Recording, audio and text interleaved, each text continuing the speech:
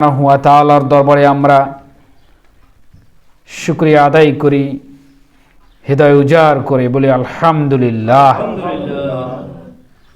অনেকেরই ঘুম ধরছে, বুঝতে পারছি বিষয়গুলো।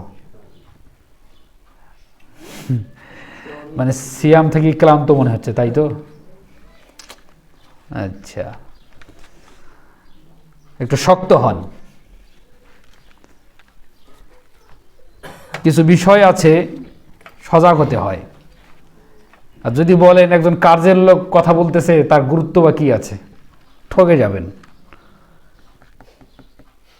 আল্লাহ এবং তার রাসূল সাল্লাল্লাহু আলাইহি সাল্লামের কথা যখন শুরু হয়, কণ্ঠ উঁচু করার কোনো অবকাশ নেই। 1, 2, ঝিমানোর কোনো অবকাশ নেই। 3, যখন কথা শুনতেন সাহাবীগণ, কিছু কিছু সময় তাদের চোখ দিয়ে অঝরে পানি পড়তেন। কি বলছেন? কতক্ষণের দুনিয়া, আমাদের মাঝ থেকে নেতা চলে যাচ্ছে, বিষয়টা এইরূপ। হয়তোবা আমরাই চলে যাচ্ছি, আমাদেরকে জান্নাতের আকাঙ্ক্ষা দেখাচ্ছে, জাহান্নামের ভয় প্রদর্শন দেখাচ্ছে। ওরা এমনই সজাগ থাকতো। সাহাবীগণ বলতে বলতে বলতেন, আল্লাহর নবী, যখন আপনার মজলিসে আসি তখন আমাদের ঈমানটা বেড়ে যায়। বলে সুবহানাল্লাহ। আর যখন এখান থেকে চলে যাই মনে হয় আমরা মুনাফিক হয়ে গেছি।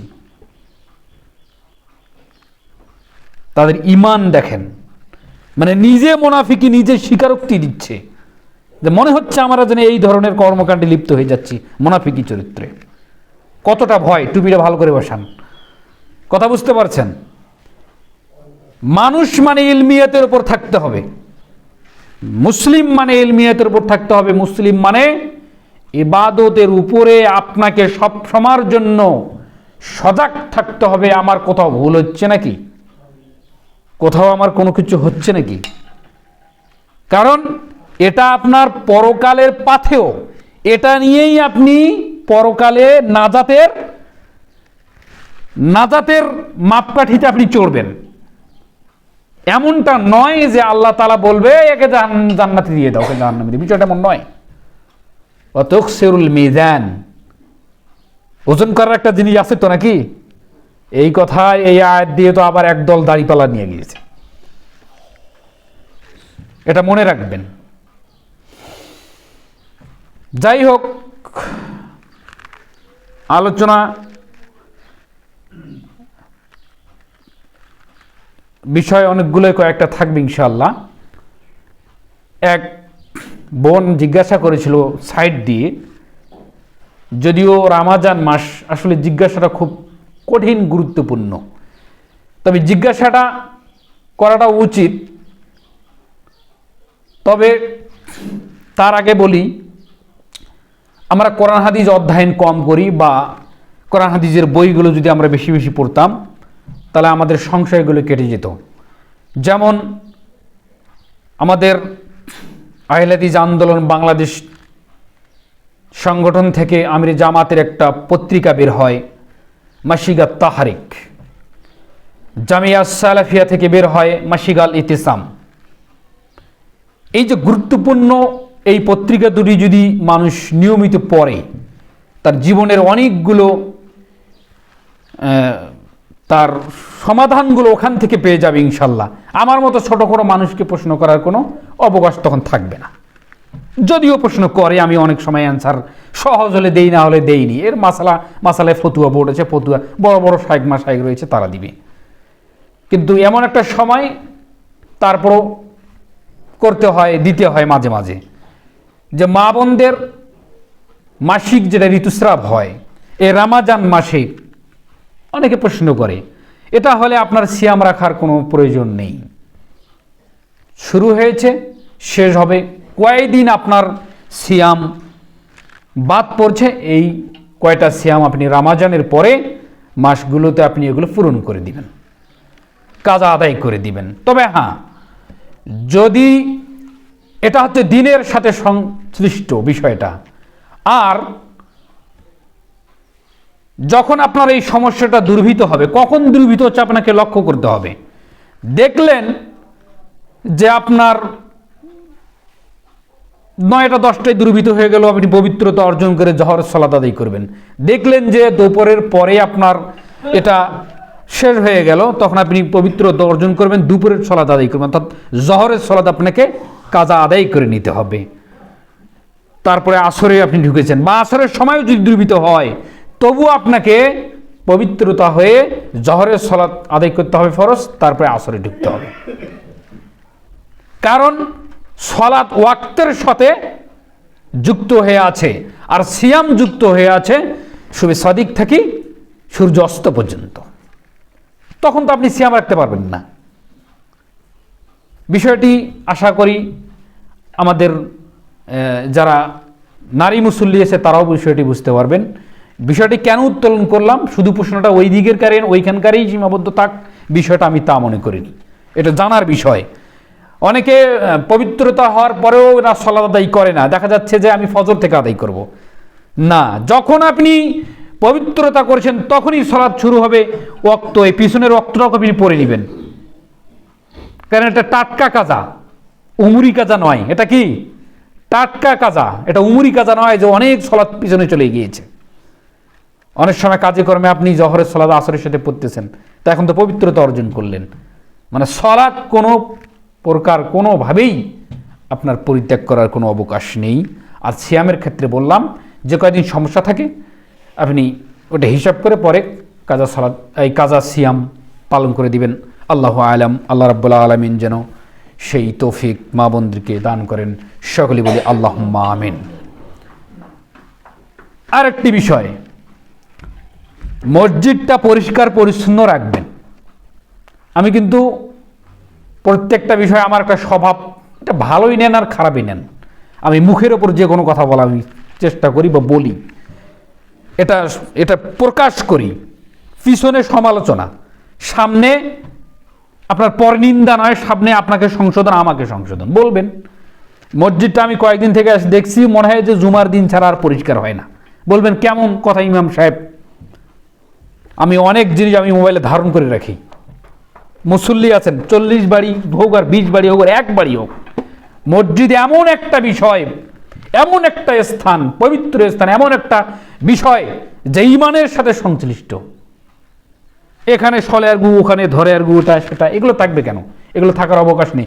সব সময়ের জন্য সজাগ থাকতে হবে। সময় আপনাকে বের করে নিতে হবে, সময় আপনাকে দিবে না, আপনি সময়কে বের করে নেবেন। সময় তার গতি অনুযায়ী যাচ্ছে। তারাবির সালাত শুরু হয়ে গেছে, এগুলো বলতে হয় কেন? এগুলো শহরের মসজিদে যান বা আরো ভালো ভালো মসজিদে যাবেন, দেখবেন সমস্ত কিছু সুন্দরভাবে পরিবেশন করা থাকে। একটা পানির বোতল থাকবে, এগুলো বলতে হবে কেন? একটা হাফ লিটারি পানির বোতল থাকবে। 8 রেখে 11 রাকাত 20 রাকাত যত রাকাতে সালাত আদায় করেন না কেন, এখানে পড়ান দেখি আপনার অবস্থাটা কি হয়, বুঝতে পারবেন। এগুলো এগুলো দায়িত্বহীনতার পরিচয়, এগুলো দেওয়া যাবে না। এগুলো খুব খারাপ জিনিস। মসজিদকে সব সময়ের জন্য স্ট্রং, একবারে ইমানের সাথে কানেক্ট করতে হবে। এটাকে কোথায় কি সমস্যা হচ্ছে এটা করতে হবে। মুসল্লি, এখন আসি, এই মসজিদ কারা পরিচালনা করবে? আমি ওখান থেকে এসে পরিচালনা করব? মানে আমি ওখান থেকে এসে আবাদ করব? আমি তো ইমাম। কোন একদিন বুখারীর হাদিস থেকে, মুসলিমের হাদিস থেকে বলা হয়েছে ইমাম মান নেতা, দেখাশোনা বলবে, বলবে, দেখবে, আপনাদেরকে সজাগ করবে। এখন যদি আমাকে বলেন যে আমরা রাখছি টাকা দিয়ে, আমরা যা বলবো তাই করবে, তাহলে তো আপনি ইমাম রাখেন নাই। তাহলে সর্দার দেখাশোনা করবে, মুসল্লি দেখাশোনা করবে, আর ইমাম এটা পরিচালনা করবে, দেখাশোনা বলবে সবসময়ের জন্য। তিক্ত হলেও মেনে নিতে হবে, ভালো হলেও মেনে নিতে হবে। এটা কথাটা বুঝতে পারছেন? এখন আসি, কোথা থেকে কোথায় চলে আসলাম আল্লাহ জানে। মসজিদের ব্যাপার নিয়ে প্রশ্ন উত্তর গেছে। তারপরে সর্দার সাহেব আজান দিচ্ছে, আপনার আজান আরো শুদ্ধ করতে হবে। কথাটা আমার আসে, আবার এখান থেকে শরীর খেয়াল হারিয়ে যায়। আজান আরো শুদ্ধ করতে হবে। ওই মাধ্যান্তা আমলের গতিবিধি নিয়ে থাকলে হবে না।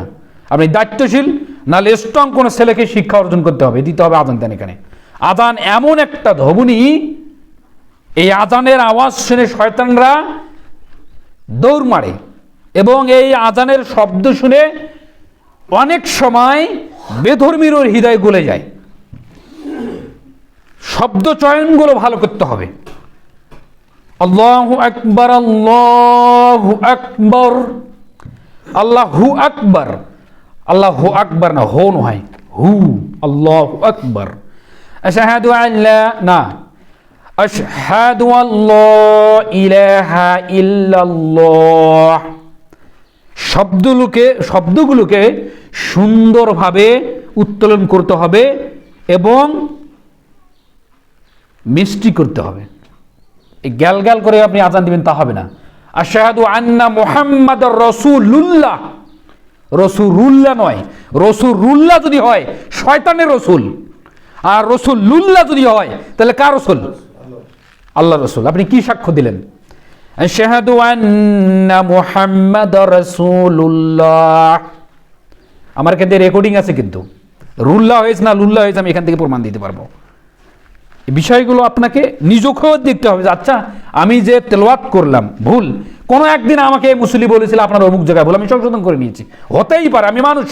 আর উত্তম মানুষ হতে ভুল করার পর সংশোধনের দিকে এগিয়ে আসে। আল্লাহ নবী বলছেন এইদিকে চলে আসতে হবে। এটা আমি এই নিয়ে থাকবো, এটা এই নীতি বাদ দিতে হবে।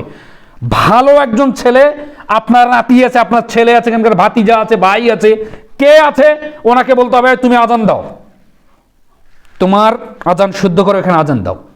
সর্দার মানে ওনাকে আপনি সব দায়িত্ব দিয়েছেন, এটা মুসল্লিদের দোষ। ওনার পরিবার আছে, ওনার বয়স হয়েছে, উনি আপনাদের মুরব্বী, আপনাদের উপর গাইডলাইন দিবে। কিন্তু না, মসজিদ ধারা থেকে আজান পর্যন্ত পায়খানার বাথরুমের দরজার তালা নাগা পর্যন্ত যদি এক ব্যক্তিকে দায়িত্ব দিয়ে থাকেন, তাহলে এর চেয়ে জাহালিয়াত আর কোনো হতে পারে না। এটা মনে রাখবেন।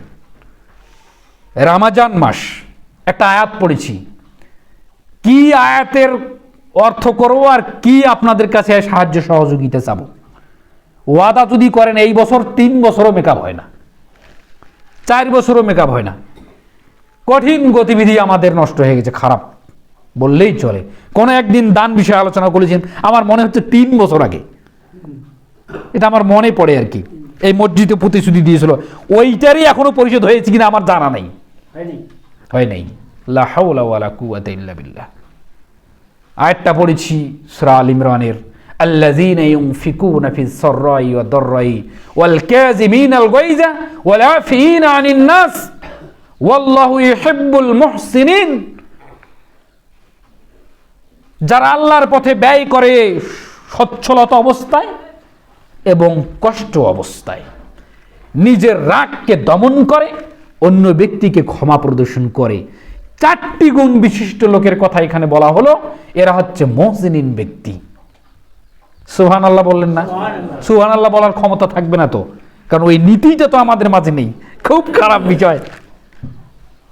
আল্লাযীনা ইউনফিকুনা ফিস সাররাই ওয়াদ দাররাই ওয়াল কাযিমিনাল গায়যা ওয়াল আফিনান নাস ওয়াল্লাহু ইউহিব্বুল মুহসিনিন।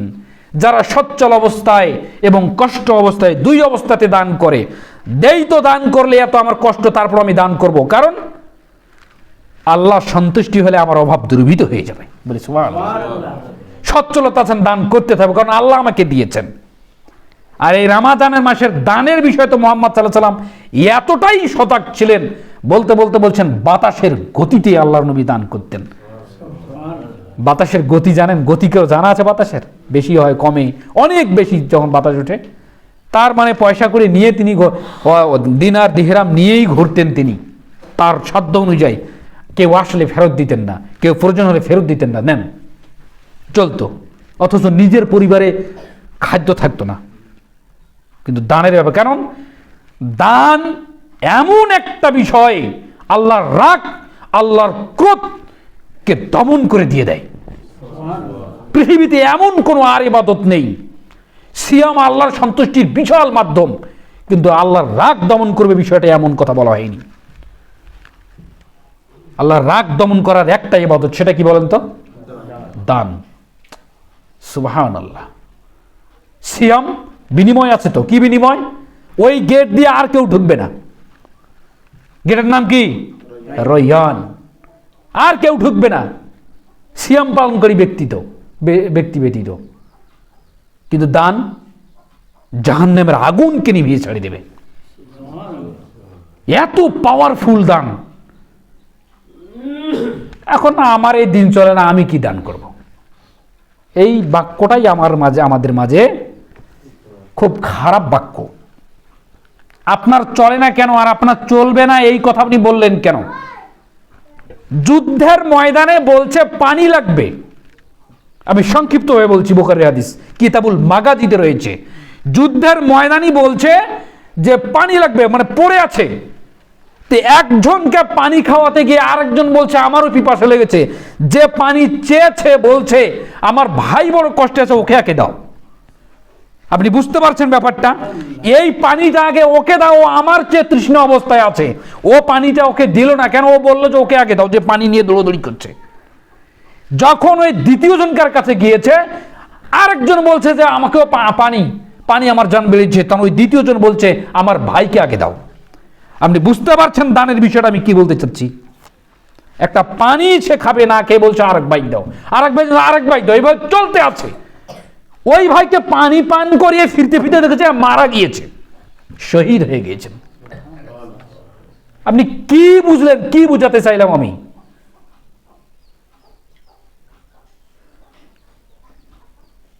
বাড়ির আশপাশ অনেক চাচি রয়েছে, ফুপু রয়েছে, বোন রয়েছে, বিধবা, আরি দুঃখী, এগুলোকে কাছে টেনে নেন, এটা খান তো, এটা করেন। বলছেন ইমাম সাহেব আপনি বলেন, খোঁজ নিয়ে দেখবেন। যদিও আমি ইবাদতের কথা কখনো প্রকাশ করি না, কিন্তু শিক্ষার বিষয় নিয়ে আমি বলি। আমার চাচিরা রয়েছে, বড়াম্মা রয়েছে, অনেক বিধবা নারী রয়েছে, আমার ফুপু, নিজের ফুপু আছে, আরও আমার প্রতিবেশী ফুপু আছে, খোঁজ নিয়ে দেখেন। অলরেডি রমাজান শুরু হয়েছে, আমি তো ফুপু বলেই দিয়েছি কয়েকটা ফুপুকে যে আপনার শুরু থেকে শেষ পর্যন্ত দাওয়াত, প্রতিদিন দাওয়াত দেওয়ার আমার সময় নেই, শুরু থেকে শেষ পর্যন্ত আমার বাড়িতে আপনার দাওয়াত থাকলো। আমি যা খাবো ওকে আপনার প্রতিদিন আমাকে মাছ মাংস ভিআইপি খেলে হতে হবে তা তো নয়। ওকে ওই দাওয়াত দেওয়া মানে ও আমার পরিবারের একজন সদস্য। আমি যদি কলার গাছের নৌকা দিয়ে ভাত খাইতে ওকেও খাবো। কথা বুঝতে পারেননি?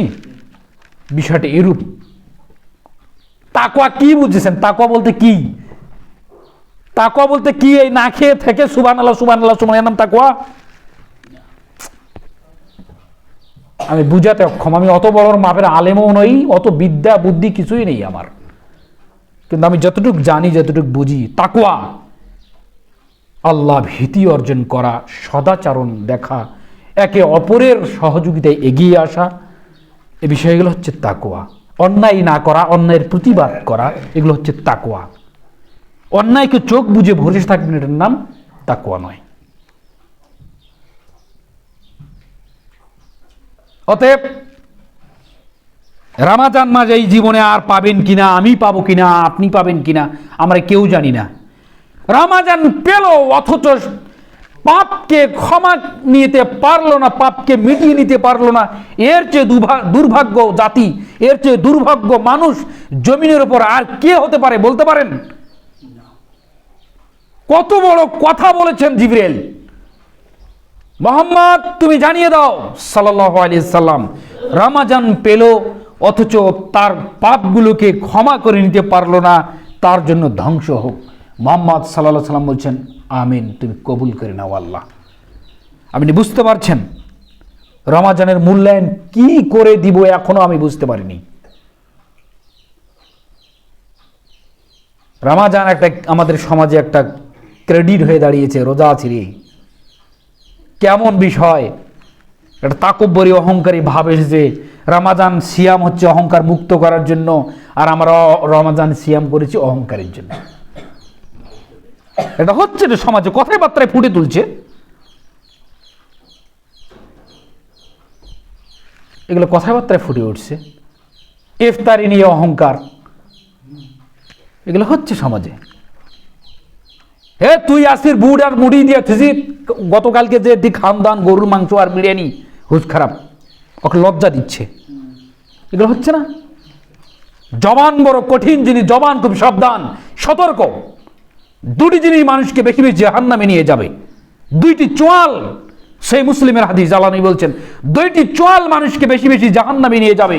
তার এক, এই মুখ, এই জিহ্বা, এই গাল মানুষকে জাহান্নামে বেশি বেশি নিয়ে যাবে। দুই, তার লজ্জাস্থান। মুখ খুব সাবধান। আল্লাহ নবী বলছেন, মজাক করে হলেও তোমরা মিথ্যা বলবে না, মজাক করে হলেও খামখেলটি করবে না কারোর সঙ্গে। এটা যদি করো তাহলে জান্নাতের মাঝামাঝি যে স্থানটা জান্নাতুল ফেরদাউস, সেটা তুমি হারিয়ে ফেললে।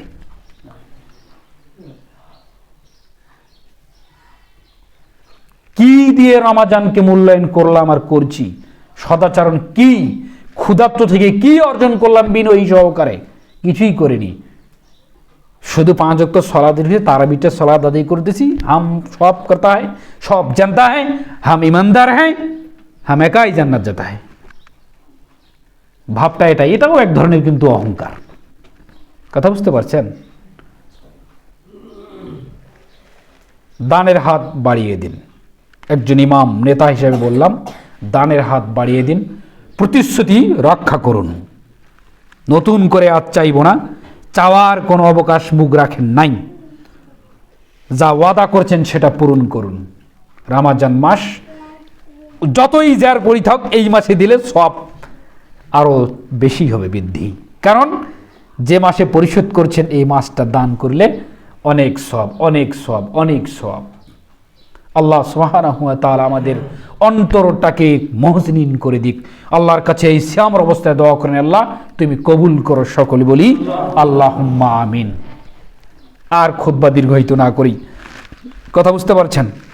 একটা 10 সুবহান রাব্বিকা রাব্বিল ইজ্জাতি আম্মা ইয়াসিফুন ওয়াসসালামুন আলাল মুরসালিন ওয়ালহামদুলিল্লাহি রাব্বিল আলামিন। যদিও কিছু আলোচনা করতে চেয়েছিলাম, সময় নেই।